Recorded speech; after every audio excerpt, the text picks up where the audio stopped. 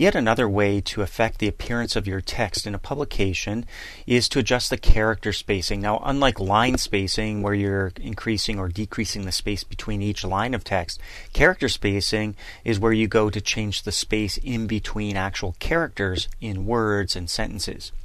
So let's work with our current publication, Pub 4e here. Now, if you're skipping to this lesson, no problem. You can go to the Open button, navigate to the Lesson 4 folder of your exercise files, and open up Pub 4f. That'll get you all caught up with us.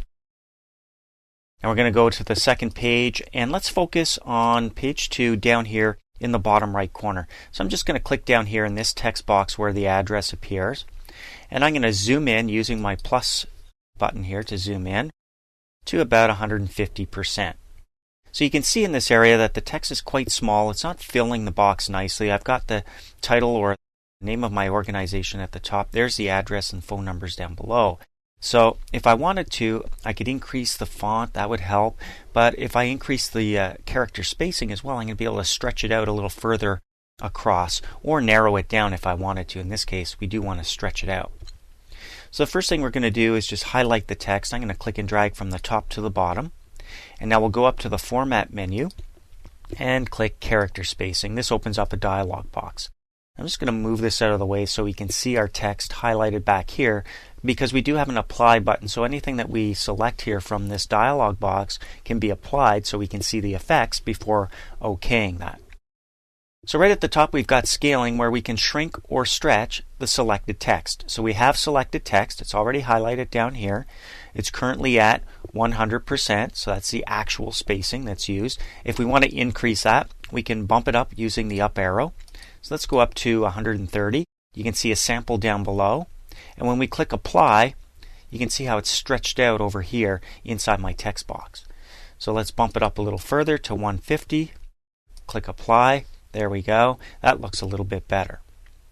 Now down below we've also got tracking, and we've used this option, as it says here, to adjust the spacing for a highlighted block of text. So it's another way of doing it. We've got scaling, we've also got tracking.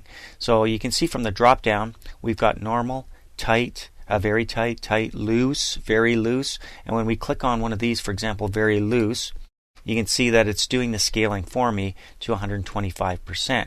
Now that's on top of what I've already got. So when I click Apply, you can see it's another 125% on top of what I've selected up here under scaling. If I wanted to change that to just loose, you can see it's going to go down. Click Apply, and that's maybe a better look right there. Kerning is something else you can do from the character spacing dialog, and kerning is the ability to have your characters overlap the space that is assigned to each character. So not overlapping each other necessarily, but I want you to think of the letter V and the letter A. So the V is really an upside down A. And they can invade each other's space without touching each other because of the angles. And that's something called kerning. So you can see we've got some options here from the drop down as well: normal, expand, or condense. Expand is going to spread it out. Condense is going to bring it closer together so they can overlap. And then you choose by how many points. So we don't need kerning in this case. So we'll leave it at normal. But you do have the opportunity here to adjust it by using the up and down arrows to choose the points. And you can see the sample down below is getting adjusted as you do that. If I go down past 0, you can see it's into condense mode now. So keep that in mind, kerning. It's very important in some publications that you are able to do this so that you can conserve space.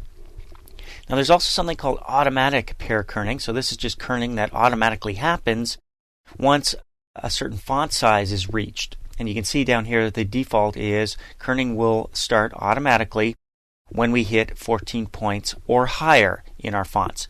So 14 points and higher, as soon as we choose that font size in our publication here, automatic kerning will take place. Alright, so let's just set this back to normal. We don't need automatic kerning. We can deselect it. We've got our other options set for scaling and tracking, so we click OK. And there's our end result. We'll deselect by clicking outside the box to see what that looks like. So that's an improvement. So keep in mind, while you've got the ability to change your fonts and your font sizes and your line spacing, you can also adjust the space in between each individual character, and that's your character spacing from the Format menu.